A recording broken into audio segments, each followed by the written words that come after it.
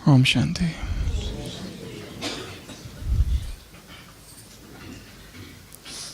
इतिहास की अत्यंत पुरानी घटना, लॉन्ग लॉन्ग एगो, एक बहुत विशाल मंदिर में, जहाँ पर 100 पुजारी थे, एक रात एक पुजारी ने स्वप्न देखा कि दूसरे दिन स्वयं भगवान मंदिर में आने वाले हैं। और ये भी देखा,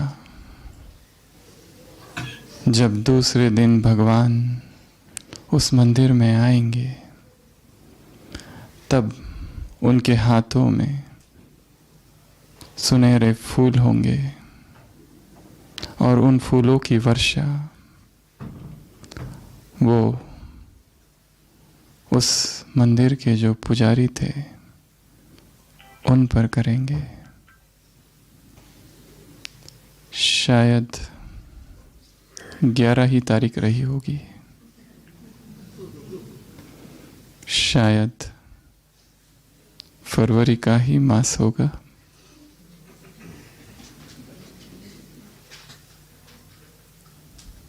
वह मंदिर, वो पुजारी जब सुबह उठा तो उसे आश्चर्य हुआ, ये मुझे क्या स्वप्न हुआ, ये मैंने क्या देख लिया। कई समय से उसको पुकार रहे हैं, अब तक तो वो नहीं आया। कितनी पूजाएं की, अर्चनाएं की, वंदना की, आरती की, प्रार्थनाएं की, भोग लगाया,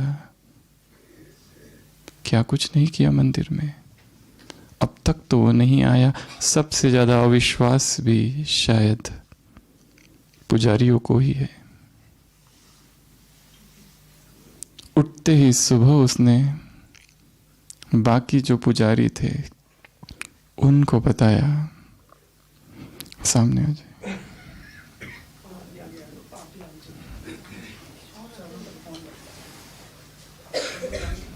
तो सुबह सुबह उसने अपने स्वप्न के विषय में बाकी पुजारियों को बताया कि मैंने स्वप्न में देखा है कि भगवान ने कहा है कि मैं कल सुबह आऊंगा या कल सारे दिन भर आऊंगा। तो दूसरे पुजारी उसकी हंसी उड़ाने लगे। वो कहने लगे, ये बात घर की घर में ही रखना, अगर बाहर बता दो तो शायद, और वो नहीं आया तो। कुछ पुजारी एकदम से डर गए। कुछ ने कहा कि ये तो बहुत अच्छी बात है, हम ये बात सारे गांव में खबर कर देंगे ताकि मंदिर की प्रतिष्ठा बढ़ेगी। कि मंदिर के किसी पुजारी ने ये देखा स्वप्न में कि भगवान आ रहे हैं, और यदि भगवान आ जाए तो मंदिर का नाम बढ़ जाएगा। परंतु कुछ पुजारी थे, उन्होंने कहा नहीं, मंदिर के भी कुछ नियम हैं, नियमों को निभाना पड़ेगा, मंदिर की बात मंदिर में रहनी चाहिए। परंतु कुछ पुजारी थे, उन्होंने कहा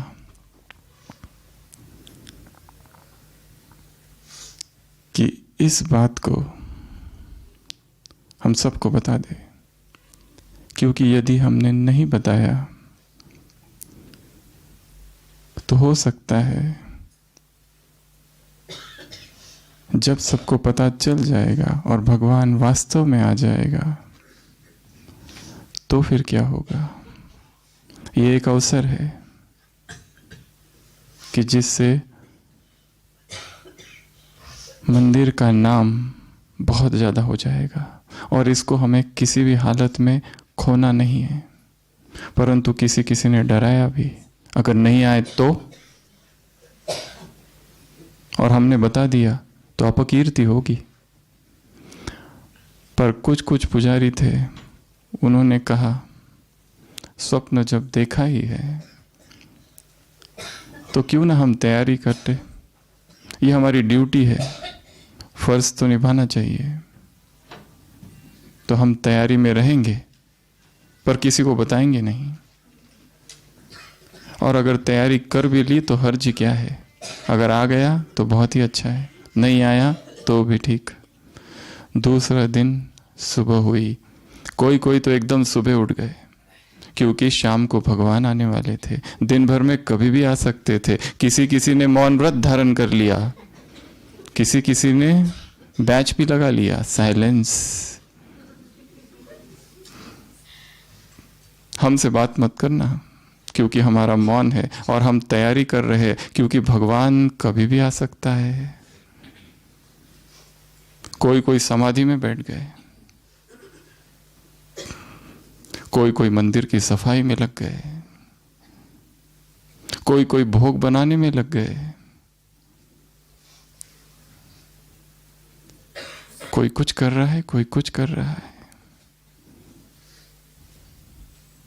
कोई कोई मनन चिंतन में लग गए कि व्यर्थ नहीं चलना चाहिए, भगवान आने वाला है। कोई कोई कुछ कुछ प्रवचन सुनने में लग गए, कुछ कुछ शास्त्रों का अध्ययन करने में लग गए।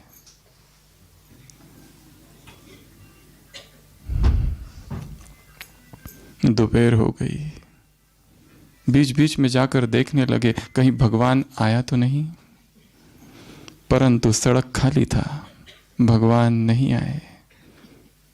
फिर भी तैयारी जोर शोर से चालू थी, शायद शाम को आ जाए। परंतु दोपहर तक किसी किसी का विश्वास टूटने लगा, अब तक नहीं आया, शाम को क्या आएगा।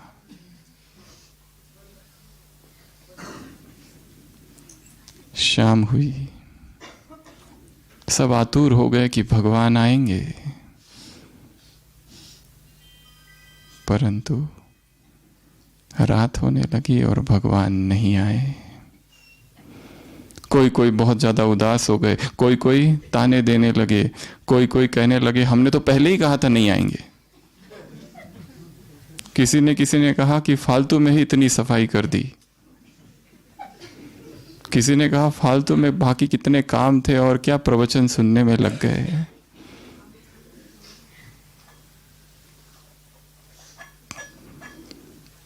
रात हुई, भोग तैयार था, भोजन बना हुआ था।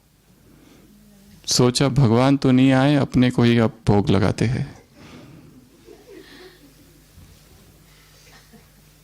तो खुद ही भोजन खा गए और दिन भर के थके मांदे थे तो 100 के 100 पुजारी सो गए। आधी रात हुई और एक पुजारी जिसने स्वप्न देखा था, उसने रथ की आवाज सुनी।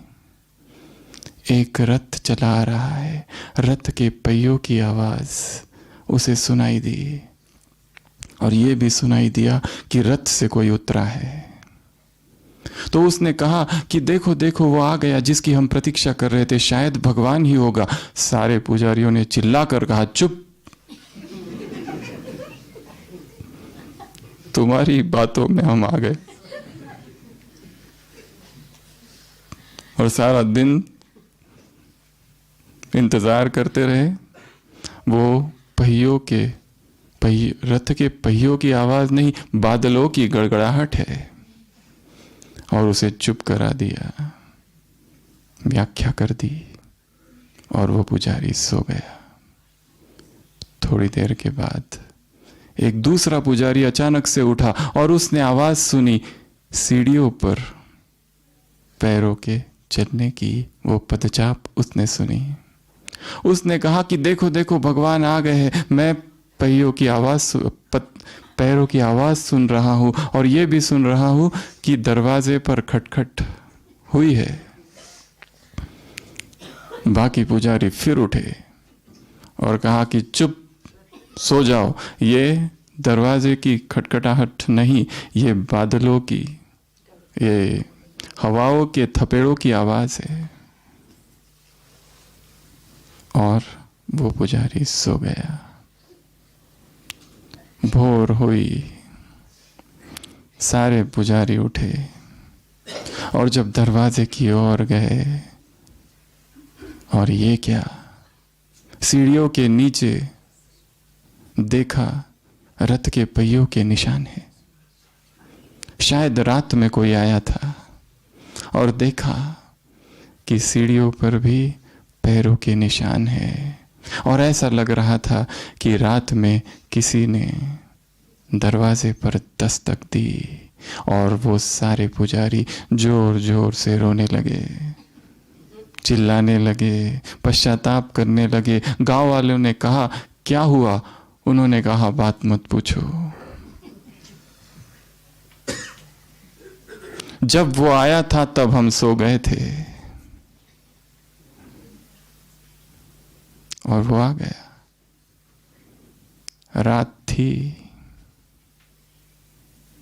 रात में ही आया, पर हम सोए थे।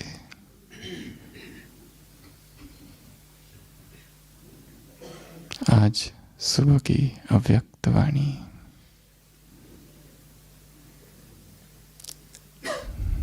चार प्रकार के पुजारी, चार प्रकार के भक्त। चार या पांच? पांचवा भी है, जो कभी 1 नंबर में जाता है, कभी 2 में, कभी 3 में और कभी 4 में। और उस 5 की संख्या ही सबसे ज्यादा है, क्योंकि शुद्धतम रूप से 1, 2, 3 और 4 बहुत कम है।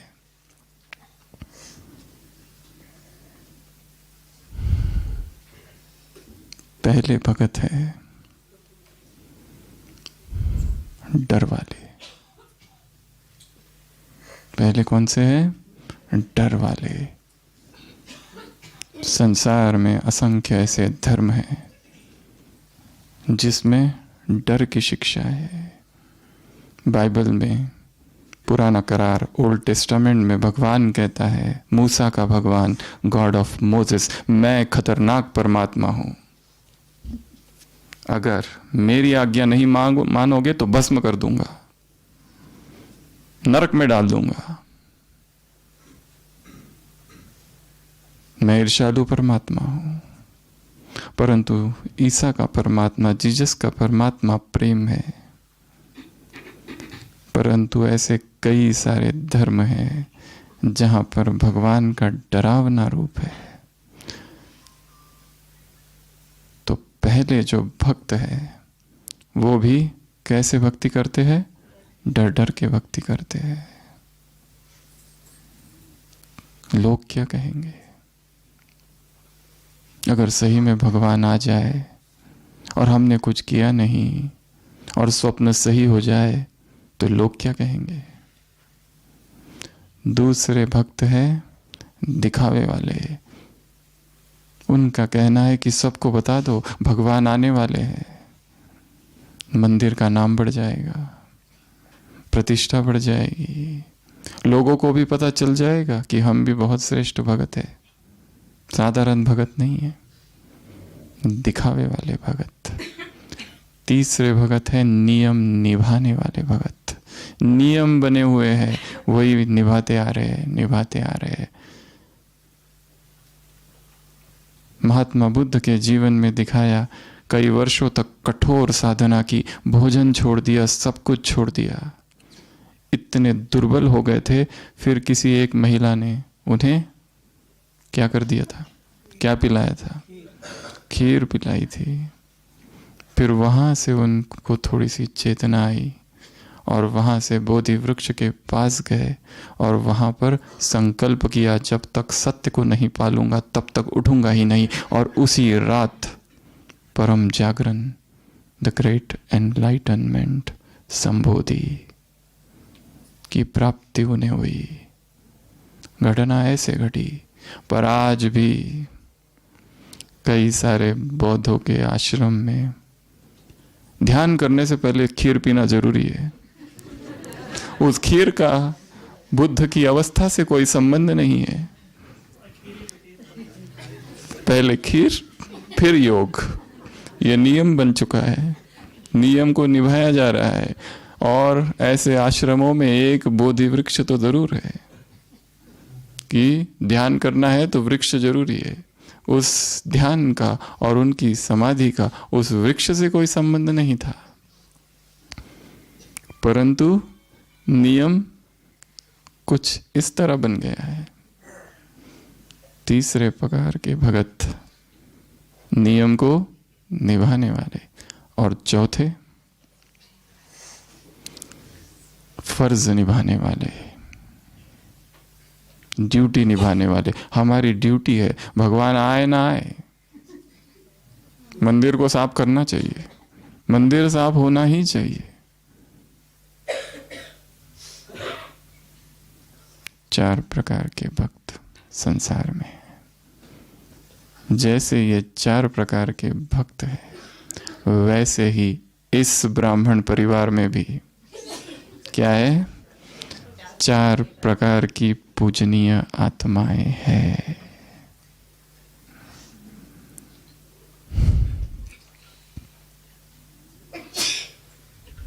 पहले वो जो प्रेम में मगन है,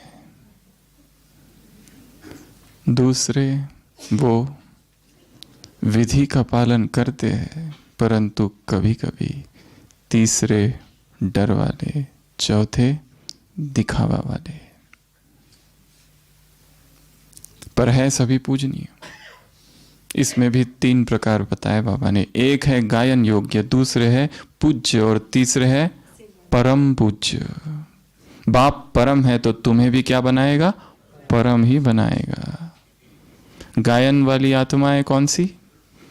भाग्य विधाता बाप को जिन्होंने पहचान लिया वो सभी गायन वाली है, परंतु पूज्य के लिए कुछ चीजें चाहिए।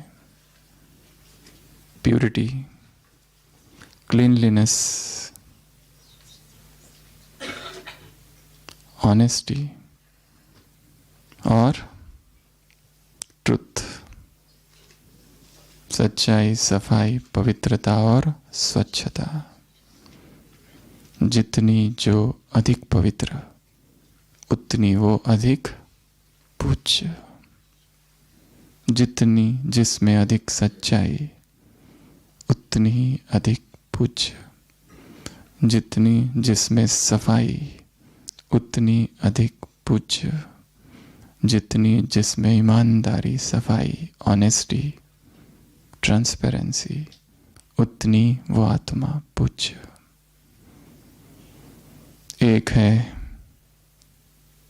33 करोड़, फिर है 9 लाख, फिर है 16,000, फिर है 108, फिर है 8 और फिर है 2, 6।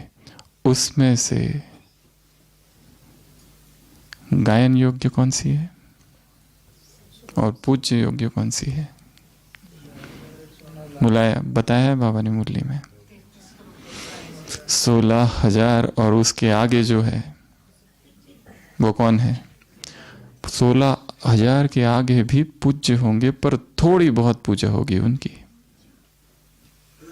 बाकी 33 करोड़ जो है वो सारे ही गायन योग्य होंगे, परंतु 16,000 से पहले पूज्य और उसके बाद वाले थोड़े से कम पूज्य।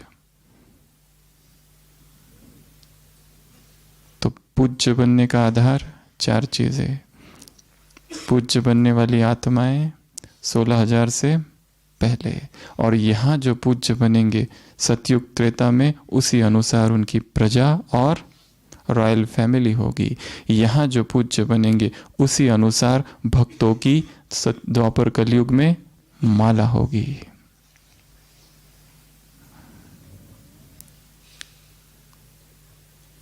पूज्य अर्थात श्रेष्ठ आत्माएं तो है ही।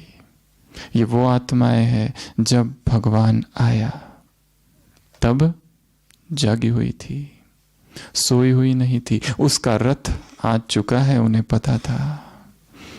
ये उसी के कदमों की आहट है, उन्हें पता था। वो सो नहीं रहे थे। मधुबन अर्थात रेस्ट हाउस का अर्थ ये नहीं, सोना नहीं, सोना बनना।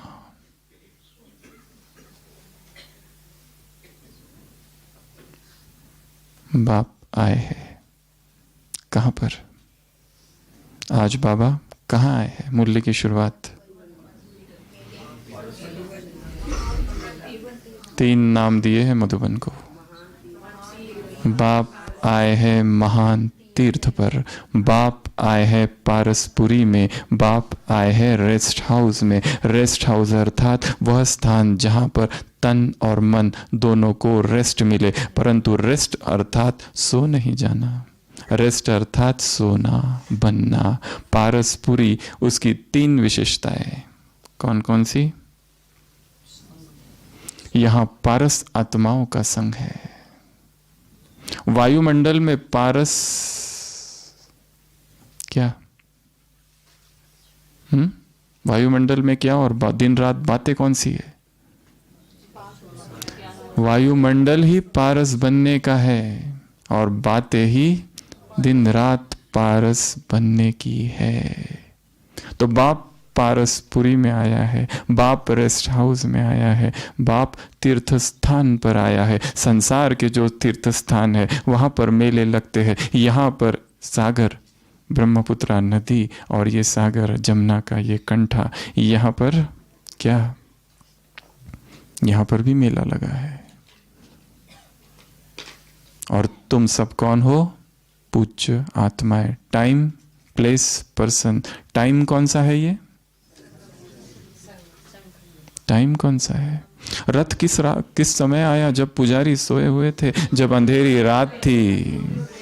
और बाप आते हैं अंधेरी रात में नहीं, अमृत वेले में। जब बाप आते हैं तब भी गुड मॉर्निंग, और जब बाप जाते हैं तब भी गुड मॉर्निंग। परंतु रात दिन होने से पहले उषा का आगमन अभी होने ही वाला है।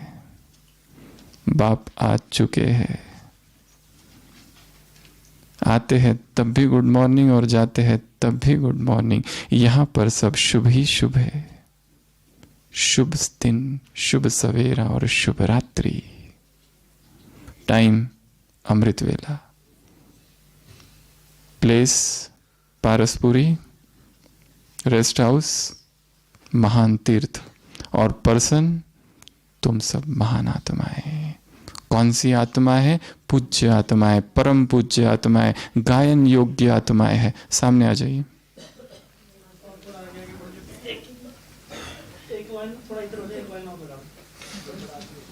इधर कर दीजिए।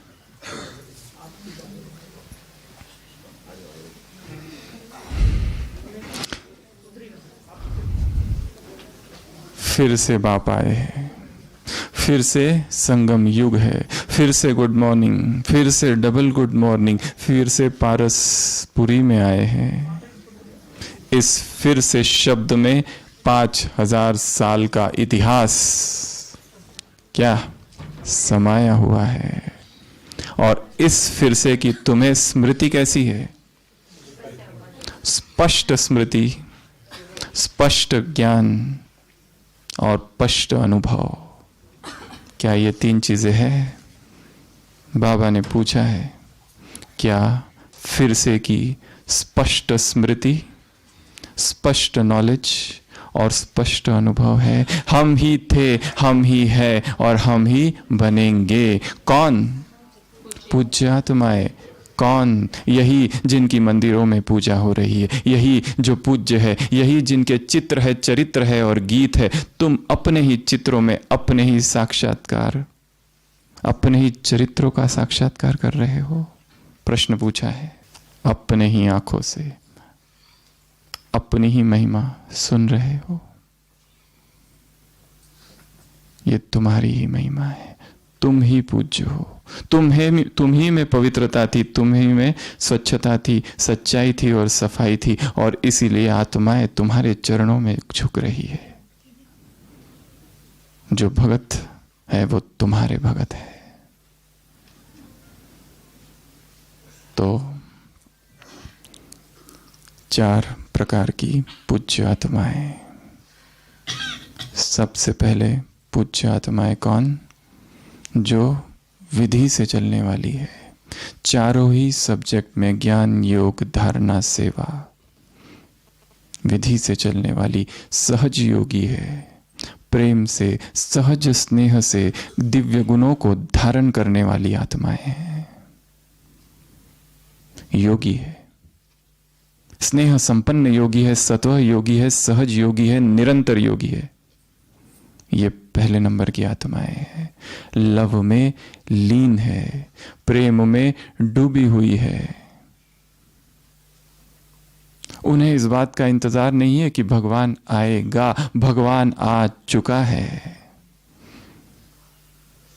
वो इसलिए भी तैयारी नहीं कर रहे कि भगवान आएगा, मंदिर को साफ करो, भोग बनाओ, क्योंकि उनके लिए तो निरंतर वो सामने ही खड़ा है। घूंघट के पट खोल, तो है पिया मिलेंगे। उसकी वो आवाज उन्हें निरंतर सुनाई दे रही है। कहत कबीर सुनो भई साधो, बाजत अनहद ढोल। वो अनहद ढोल, वो अनहद नाद, उसकी वो आवाज, उसकी वो अव्यक्त आवाज निरंतर कानों में है। इसके लिए कल यदि वो न आए तो भी वो उदास नहीं, क्योंकि वो आया हुआ है, क्योंकि वो सामने ही खड़ा है, निरंतर है, साथी है। क्योंकि निरंतर उन पर वर्षा हो रही है। किसकी? कौन से फूलों की वर्षा? गोल्डन फूलों की वर्षा हो रही है, क्योंकि अथक भाव का वरदान उन्हें मिला ही हुआ है। वरदान छत्र छाया भी है तो वरदान गोल्डन पुष्प भी है। दीदी दादी से मुलाकात, क्या हम ऐसा अनुभव कर रहे हैं? इस वरदान भूमि में, इस महातीर्थ में, इस पारसपुरी में निरंतर मुझ आत्मा पर क्या हो रही है?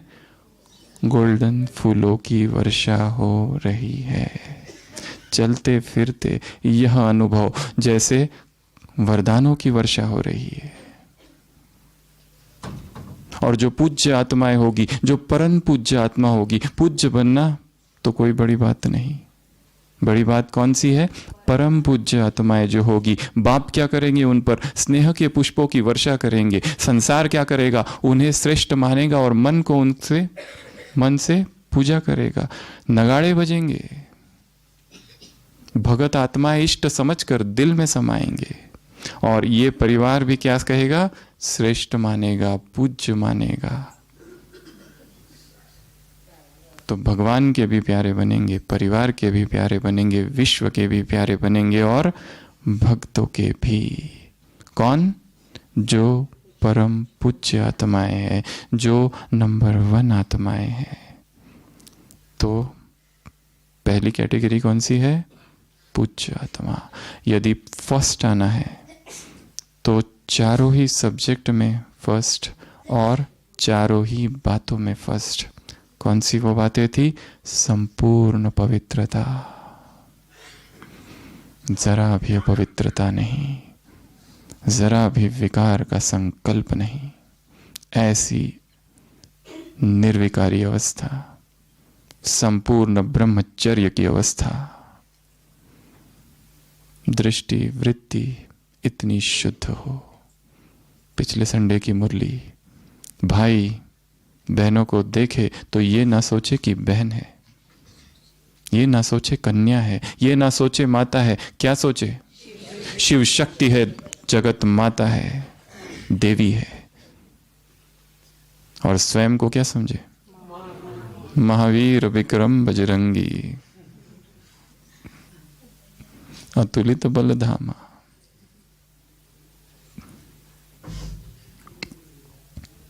मम हृदय कंज निवास कर, कामादि खल भंजनम। हे प्रभु मेरे हृदय में निवास कर, कामादि खल दल भंजनम, भंजन कर दे, विकारों को नष्ट कर दे। ऐसा उसको हृदय में बिठा लो। तो संपूर्ण पवित्रता, संपूर्ण सच्चाई, जहां छुपाने को कुछ ना हो, ऐसी ऑनेस्टी, ऐसा ट्रुथ हृदय में हो। Be ye perfect even as your father that art in heaven is perfect. वैसे ही संपूर्ण बनो जैसे तुम्हारे पिता संपूर्ण है। जीसस के वचन है। ऐसी स्वच्छता, विकारों का मल जहां पर नहीं,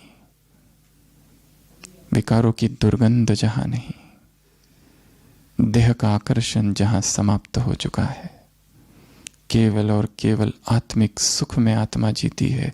संकल्पों में आनंद है, महान संकल्पों में, परमात्मा प्रेम में आत्मा रमन करती है। ऐसी श्रेष्ठ स्थिति।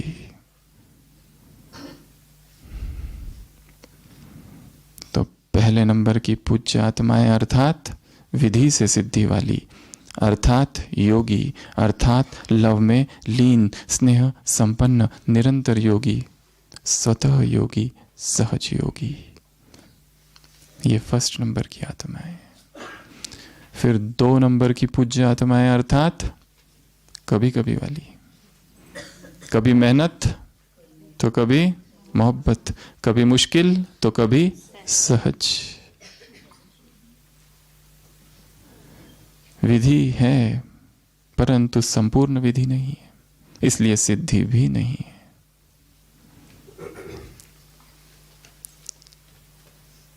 ये 2 नंबर की आत्माएं।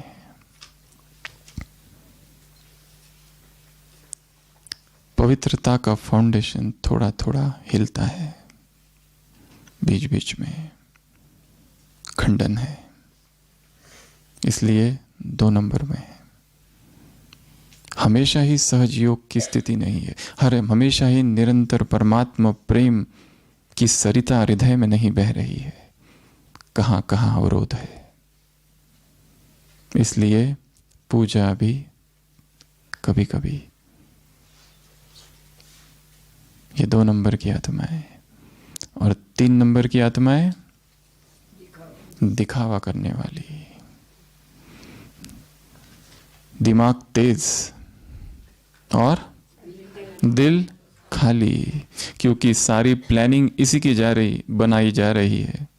कैसे नाम हो जाए, सेवा में भी नामी ग्रामी हो जाए, योग में भी जान ले लोग कि हम बहुत बड़े योगी है। समय देख रहे हैं, समय अनुसार अपने रूप बदल रहे हैं। दिखावा, शो बिजनेस, नाम हो जाए, कीर्ति मिल जाए, प्रसिद्धि मिल जाए, फोटो आ जाए तो बहुत अच्छा, हमने ये किया, इसके विस्तार की चर्चा है। दिखावा ही दिखावा है। परंतु बाबा ने क्या कहा उनको? दिमाग तेज है, प्लानिंग बहुत बनाते, परंतु हृदय खाली है। परमात्मा प्रेम से रिक्त है। आज वरदान में भी कहा है बाबा ने, स्नेह क्या हो? अविनाशी। ये अविनाशी स्नेह, ये अविनाशी लिफ्ट है। यदि इसमें अलबेले है तो करंट नहीं मिलेगा, फिर लिफ्ट का सुख भी नहीं मिलेगा। तो जहां जहां दिखावा है, शो है, वहां वहां भगवान नहीं है। जो आत्मा जितनी गुप्त है उतनी ही अधिक शक्तिशाली है। जिसका सारा ध्यान पर है वो उतनी ही कम शक्तिशाली है। ये 3 नंबर की आत्मा है। और चौथी, डर। हृदय में डर है। किसका डर? किसका डर?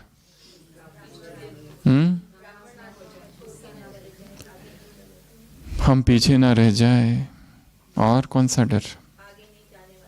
और कौन सा डर? डर रहना चाहिए कि नहीं डर रहना चाहिए? नहीं रहना चाहिए। या थोड़ा सा रहना चाहिए। जहां संपूर्ण प्रेम है वहां पर आत्मा निर्भय होती है। प्रेम में डर कैसा?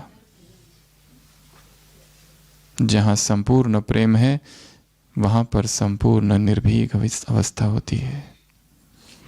तो डर नहीं। लोग क्या कहेंगे इसकी चिंता नहीं, क्योंकि प्रेम स्वतः है, सहज है, निरंतर है, किसी को दिखाने के लिए नहीं है और किसी के डर से भी नहीं है। सबसे बड़ा रोग क्या कहेंगे लोग, इसी डर में जीना ये धर्म नहीं। इस संसार में 7 प्रकार के धर्म बताए गए हैं। पहला अज्ञान जनित धर्म, जहां पर व्यक्ति ये समझता है मैं जो कर रहा हूं वही राइट है, मैं जिसकी उपासना करता हूं वही सत्य है। फैनेटिक्स, कट्टरपंथी वाले, और वहां संपूर्ण अज्ञान है। दूसरा एक धर्म है जिसको कहते हैं फियर ओरिएंटेड, जहां भय, डराया जाता है, ये करो नहीं तो ये हो जाएगा, वो करो नहीं तो ये हो जाएगा। शास्त्र लिखे गए हैं, डरावनी उसमें बातें लिखी गई है, ऐसी ऐसी बातें लिखी गई है, तो उससे पता चलता है कि व्यक्ति के मन में कितना डर बैठा हुआ होगा। Fear oriented religion. तीसरे प्रकार के धर्म है ग्रीड ओरिएंटेड रिलीजन, लोभ वाले, जहां पर लोभ दिया जाता है, ये कर दो तो ये हो जाएगा, वो करो तो वो हो जाएगा, ऐसी पूजा करो तो वैसा हो जाएगा।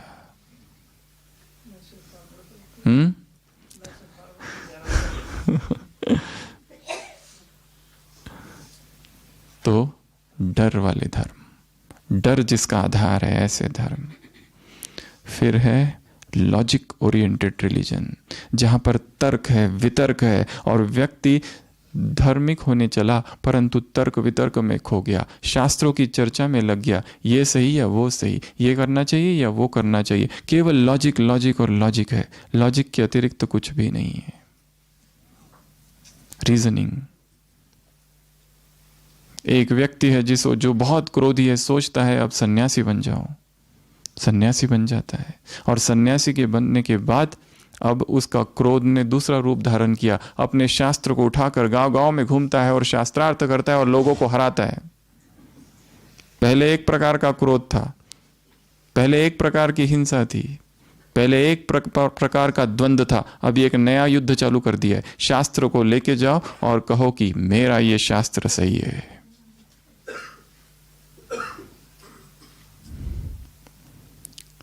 सिकंदरिया, लाइब्रेरी ऑफ अलेक्जेंड्रिया जलाई गई थी। 6 मास तक वो लाइब्रेरी, वो ग्रंथालय जलता रहा। इतनी उसमें किताबें थी, इतने उसमें शास्त्र थे। और जलाई किसने? मुसलमान शासक आए, उमर खलीफ, हाथ में तलवार और एक हाथ में कुरान। पूछा उस व्यक्ति से, ग्रंथालय वाले से, क्या इसमें वो चीजें लिखी है जो कुरान में है? पहले ये बताओ, या ये बताओ कि इसमें वो चीजें लिखी है जो कुरान में नहीं है। अगर दोनों ही हाँ है तो इसकी कोई आवश्यकता नहीं है। और उस ग्रंथालय को जला दिया। 6 मास तक जलती रही। इतनी सारी किताबें उसमें थी, सब कुछ संस्कृति या भस्म हो गई। ये समझना कि मैं जो कह रहा हूं मेरा यही राइट है। यहां पर ज्ञान में आने के बाद में भी हम ये देखते हैं कई आत्माएं इस तरह से ज्ञान सुनाती है कि लक्ष्य बाबा का संदेश देना कम और मैं जो ज्ञान सुना रहा हूं वो राइट है, ये ज्यादा होता है। यहां पर भी सूक्ष्म आत्माएं कोर्स कराते कराते अपने अहंकार की ही तृप्ति करती है कि मानो कि तुम रॉन्ग हो और हम राइट है, मानो तुम्हें कुछ नहीं आता और मैं जो बता रहा हूं वही राइट है, मानो कि परमात्मा ज्योति बिंदु है। हाँ, माना परमात्मा है ज्योति बिंदु, परंतु यहां मैं की भी तृप्ति हो रही है।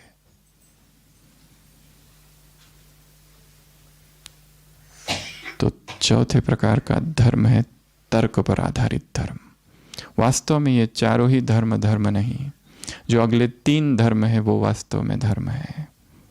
5वां प्रकार का धर्म है बुद्धिमत्ता का धर्म, रिलीजन ऑफ इंटेलिजेंस, जहां व्यक्ति अब सोचने लगा है कि सत्य क्या है, नित्य क्या है, अनित्य क्या है, सार क्या है, असार क्या है, जीवन क्या है, मृत्यु क्या है। पहली बार सोचने लगा है कि मैं जो कर रहा हूं क्या ये सही है? क्या मैं अपने आप को धार्मिक कहला सकता हूं? क्या आध्यात्मिकवादी मैं अपने आप को कह सकता हूं?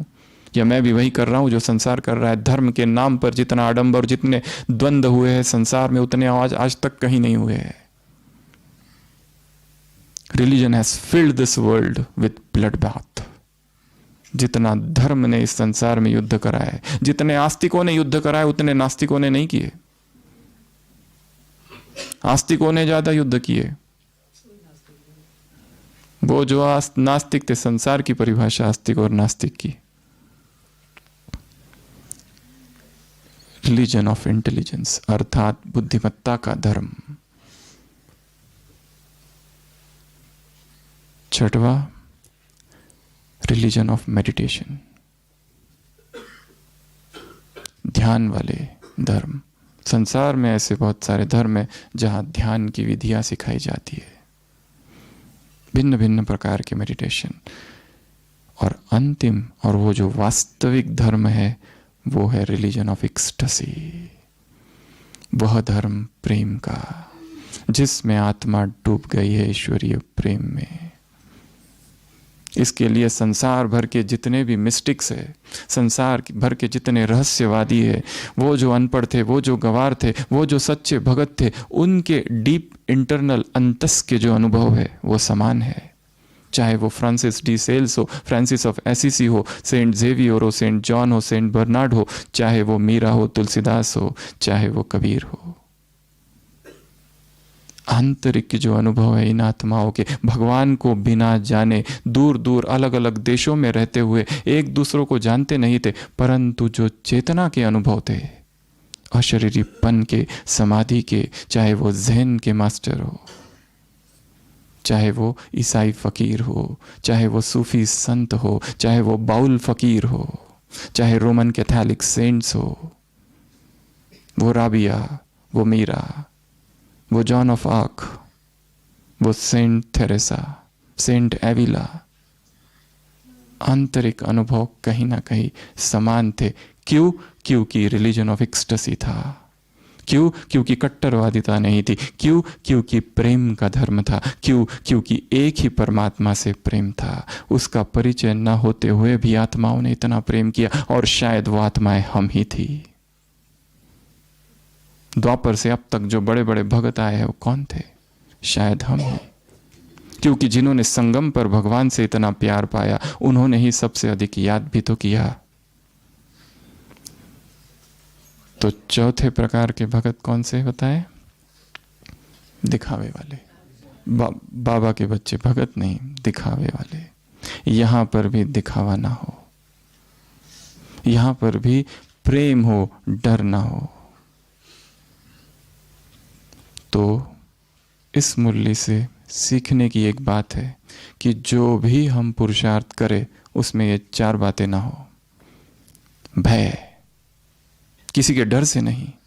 चाहे योग कर रहे हैं अमृत वेला, चाहे मुरली सुन रहे हैं, इसलिए नहीं कि लोग कहेंगे तुम मुरली क्यों नहीं आते, माया ने शायद तुमको खा लिया, ये डर है। बाबा कहते हैं ना, माया क्या करती है? कच्चा चबा जाती है। कोई ये ना कह दे कि तुम्हें आज कुछ तो गड़बड़ है, कुछ विघ्न तो नहीं आ रहा है। हाँ, कोई ज्यादा योग करते तब भी कहते हैं जरूर कोई विघ्न है इसके जीवन में, विकर्म ज्यादा किया इसलिए योग भी ज्यादा लगा रहा है। तो ये भी माया का रूप है, अलग अलग तरीके से कुछ ना कुछ तो बोलते ही है।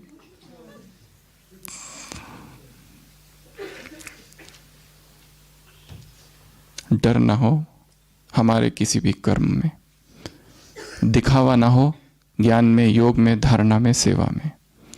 केवल नियम निभाना ना हो। तीसरा, नियम निभा रहे, जा रहे, बैठ रहे, बस अमृत वेला किया, मुरली की, ट्रैफिक कंट्रोल कर लिया, भोजन थोड़ा बहुत याद में खा लिया, नुमा शाम का योग किया और सो गए।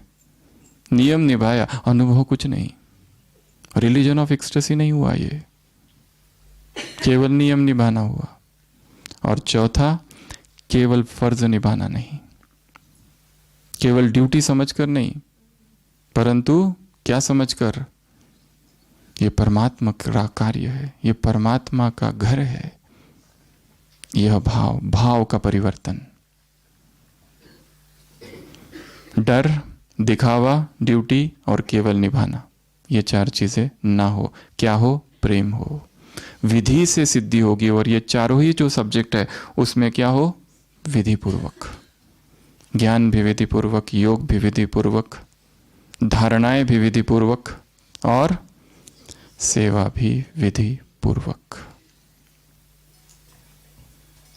ये चार चीजें। तो ये पहली मुरली थी।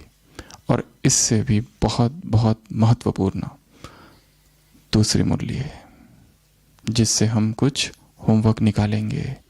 कल बाबा आ रहे हैं, उसका रथ आएगा, सो नहीं जाना। वो आएगा, उसके पहियों की आवाज सुनते रहना, कान लगा के रखना। कभी भी आ सकता है। बाजत अनहद ढोल, घूंघट के पट खोल। कभी भी आएंगे साजन, इसलिए सोना नहीं, जागरण। सोना बनना, परंतु सोना नहीं।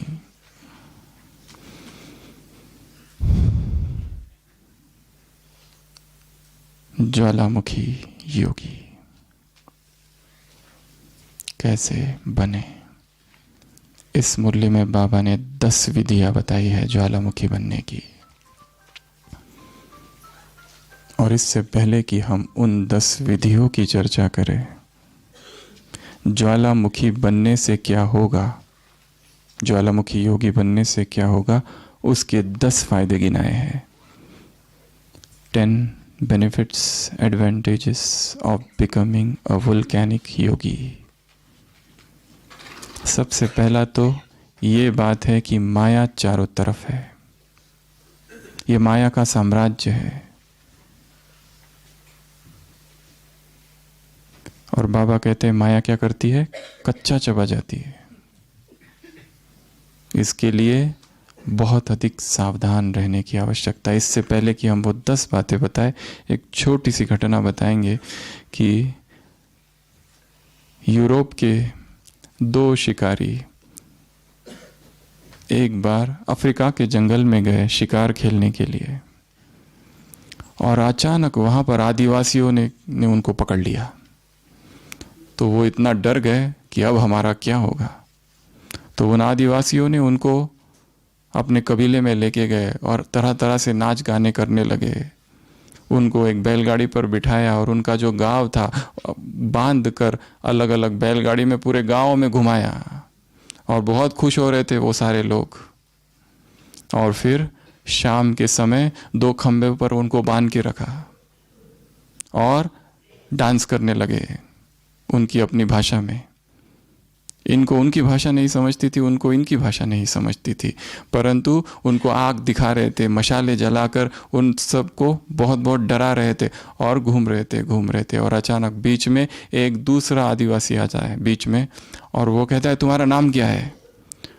तो पहला कहता है नाम जान के क्या करोगे, नाम क्यों चाहिए तुमको? मैं नहीं बताऊंगा। तो वो दूसरे को पूछता है तुम्हारा नाम क्या? वो कहता है मैं भी नहीं बताऊंगा। फिर उनको बहुत डराते, बताओ नाम। तो वो पहला कहता है जॉन, दूसरा कहता है पीटर, पर वो कहता है इतना तो बता दो, ये नाम क्यों चाहिए तुमको? वो कहता है डिश के सामने लिखने के लिए। मेनू क्या है वो लिखने के लिए। तो माया क्या करती है? कच्चा भी चबा जाती है और पका के भी चबा खा लेती है, दोनों, रॉ फूड भी और कुक्ड फूड भी। इसके लिए क्या चाहिए? ज्वालामुखी योग। 10 फायदे। पहले तो परिभाषा, ज्वालामुखी योग किसी कहेंगे।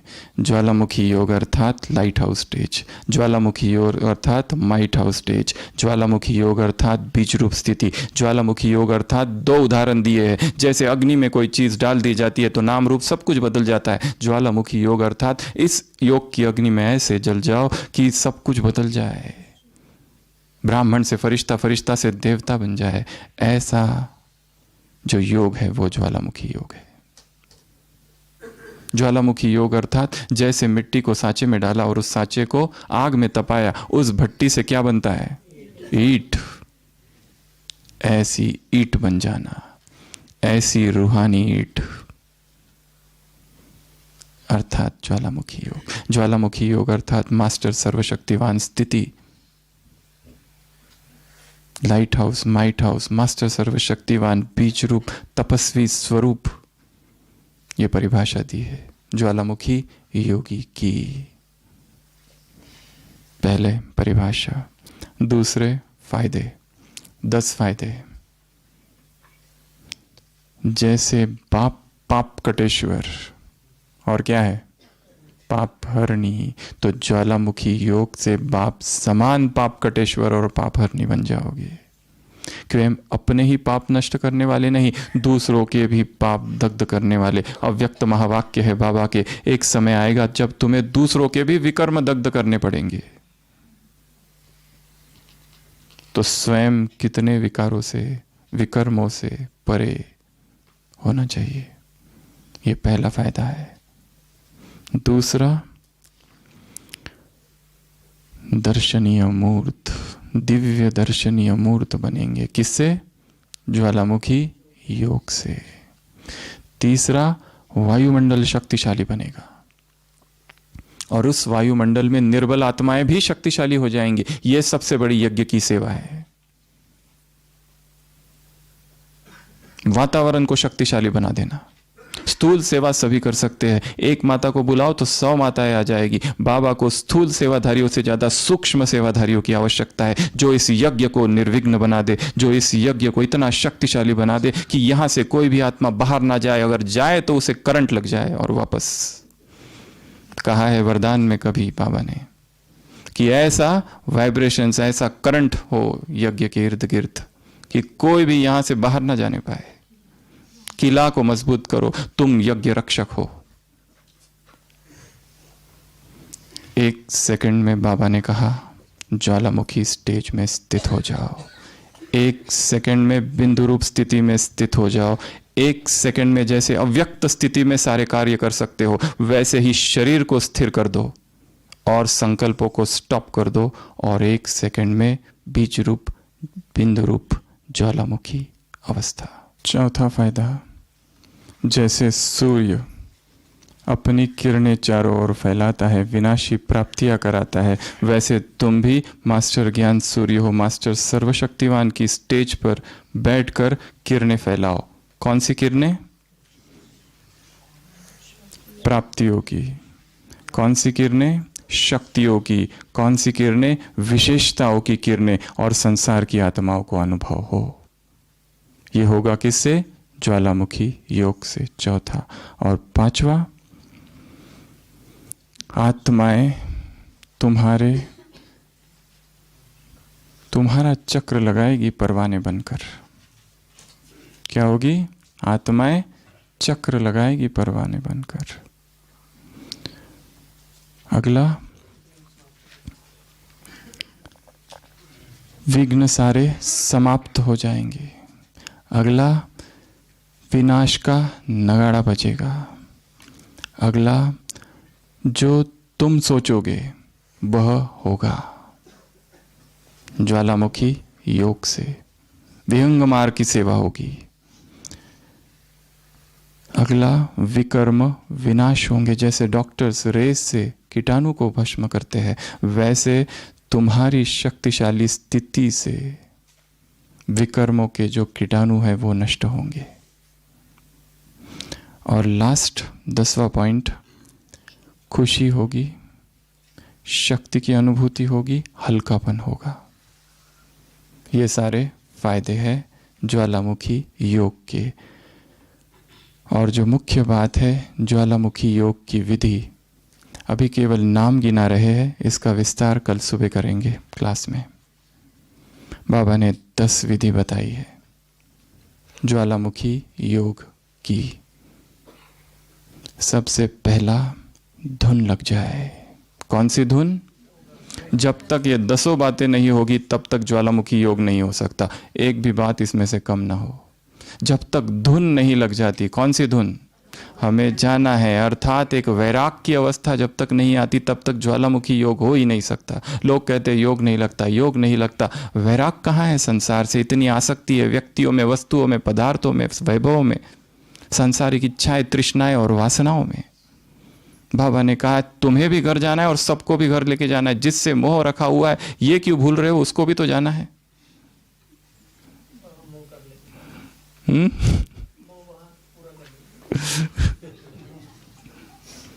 सबसे पहला है धुन। धुन अर्थात क्या? लगन। ऐसी धुन लग जाए बस उसके सिवा कुछ भी ना सूझे। एक आंतरिक ऐसी अवस्था हो, सब कुछ करते हुए, सेवाएं कर रहे हैं, सब कुछ कर रहे, जिम्मेवारियां निभा रहे, परंतु अंदर से आंतरिक तैयारी है। एक आंतरिक तैयारी कि मुझे तो जाना है। धुन लग जाए, मुझे भी जाना है, दूसरों को भी जाना है, दूसरों को भी ले जाना है। इसी स्थिति से साक्षी होंगे, उपराम होंगे, बाप के साथी होंगे, प्रकृति की आकर्षण और व्यक्तियों की आकर्षण से उपराम रहेंगे। सबसे पहली विधि धुन। दूसरी विधि पावरफुल ब्रेक। मन और बुद्धि को पावरफुल ब्रेक लगाने का अभ्यास। स्टॉप कहो तो स्टॉप हो जाए। ऐसे नहीं कि व्यर्थ चालू ये चालू ये चालू ये चालू है। ऐसी आध्यात्मिक ब्रेक प्रणाली, स्पिरिचुअल ब्रेक सिस्टम निर्माण करनी है कि क्या मैं करूं जब ये बात हो तो कैसे अपने आप को स्टॉप कर दूं। खुद ही ढूंढना है, खुद ही खोजना है, पढ़ना है, मुरलियों में ढूंढो, महारथियों से पूछो क्या किया जाए। कितना जो चलता है एक बार की रुकता ही नहीं है, कैसे उसको स्टॉप करे, कैसे ब्रेक लगा दे। सेकंड विधि। थर्ड, मोड़ने की शक्ति, power to steer, power to turn. जिस दिशा में दौड़े जा रहे, पता नहीं है कहाँ जाएगा, मोड़ने की, कैसे मोड़े जीवन को, संकल्पों को, भावनाओं को, इच्छाओं को, आकांक्षाओं को, एक्सपेक्टेशंस को, महत्वाकांक्षाओं को। पावर टू स्टीयर, टर्न, मोड़ने की शक्ति। तीसरा। चौथा, समेटने की शक्ति, संकल्पों के बिस्तरों को समेटो। बाबा ने कहा कितना भी व्यस्त हो, बीच में शरीर को स्थित करो, काम को रोको और 1 मिनट के लिए बिंदु रूप में स्थित हो जाओ। 1 मिनट के लिए बिंदु रूप में इसका अभ्यास करो। दिन भर में सेवाओं के बीच में रुक जाओ, काम को रोको, 1 मिनट के लिए स्थिर हो जाओ। जैसे वो अव्यक्त स्थिति होती है वैसे बिंदु रूप स्थिति में भी कर सकते हो। अभ्यास करो, ये होमवर्क है। कल बाबा का दिन है, ये होमवर्क हमें करना है। तीसरा। चौथा, तीसरा ये चौथा था, ये चौथा था। पांचवा समेटना हो गया। चौथा, अटेंशन का फोर्स। क्या करो? अटेंशन का फोर्स भरो हर चीज में, हर कार्य में, चारों ही सब्जेक्ट में, ज्ञान में, योग में, धारणा में, सेवाओं में अटेंशन का फोर्स भर दो। छठवा, संपूर्ण पवित्रता की धारणा। उसी याद की लगन में जो जन्म जन्म के विकर्म है वो दग्ध होंगे, नहीं तो दग्ध नहीं होंगे। गायन है तुम्हारा, किसका? वो देवियों का। ऐगिरि नंदिनी, नंदित मेदिनी, विश्व विलासिनी नंदुनते।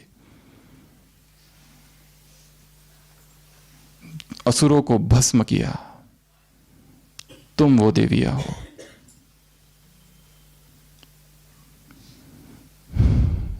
सातवां, स्पीड। काम बहुत बड़ा है, स्पीड चाहिए। छोटा काम नहीं है, स्पीड भी ज्यादा चाहिए। हर चीज की स्पीड बढ़ाओ, ज्ञान की, योग की, धारणा की, सेवाओं की स्पीड को बढ़ाना है। और मधुबन जैसा स्थान नहीं जहां पर बैठकर ये प्लानिंग की जाए, स्पीड बढ़ाने की, यहां पर भी और यहां से वहां जाने के बाद भी। 8वां, लिंक अटूट रहे। बार बार अगर टूटती रहे फिर मेहनत, फिर समय लगता है, कमजोर हो जाते हैं। इसके लिए लिंक जुटी हुई रहे, वो जो बाप से कनेक्शन है वो लगा हुआ हो। बार बार अगर टूटते रहा तो कमजोर होते जाएंगे। और यदि मधुबन में आए हो, अगर टूटी हुई लिंक है तो this is the best place. वो लिंक को इतना पावरफुल कर दो कि वापस टूटे ना। 9वां, डिटैचमेंट, न्यारापन। बाबा ने कहा है विस्तार में तो जाते हो परंतु सार में आने की कमी है, न्यारेपन की कमी है। खाओ पियो मौज करो सब करो, परंतु न्यारेपन को नहीं भूलो, डिटैचमेंट को नहीं भूलो। डिटैच होने का अभ्यास, हर चीज से डिटैच, इस देह से डिटैच, इस संसार से डिटैच, व्यक्तियों से डिटैच्ड। 9वां डिटैचमेंट। 10वां एकाग्रता, साधना अर्थात शक्तिशाली याद। जैसे शरीर को बिठाते हो वैसे मन बुद्धि दिल तीनों को बाप के साथ बिठाओ। इसमें एकाग्रता जब होगी तब ज्वालामुखी योग होगा। तो ऐसी ये 10 बातें हैं, फिर से बता रहे हैं। सबसे पहला धुन घर जाने की, दूसरा पावरफुल ब्रेक, तीसरा पावर टू टर्न, चौथा पावर टू पैकअप, 5वां अटेंशन, 6वां संपूर्ण प्यूरिटी, 7वां स्पीड, 8वां लिंक, 9वां डिटैचमेंट और 10वां एकाग्रता। ऐसे परम पूज्य आत्माओं को, ऐसे चारों ओर के श्रेष्ठ आत्माओं को, ऐसे स्वयं महान बन दूसरों को महान बनाने वाली आत्माओं को, ऐसे सहज योगी, स्वतः योगी, निरंतर योगी बनने वाली आत्माओं को, ऐसे विधि से सिद्धि को प्राप्त करने वाली आत्माओं को,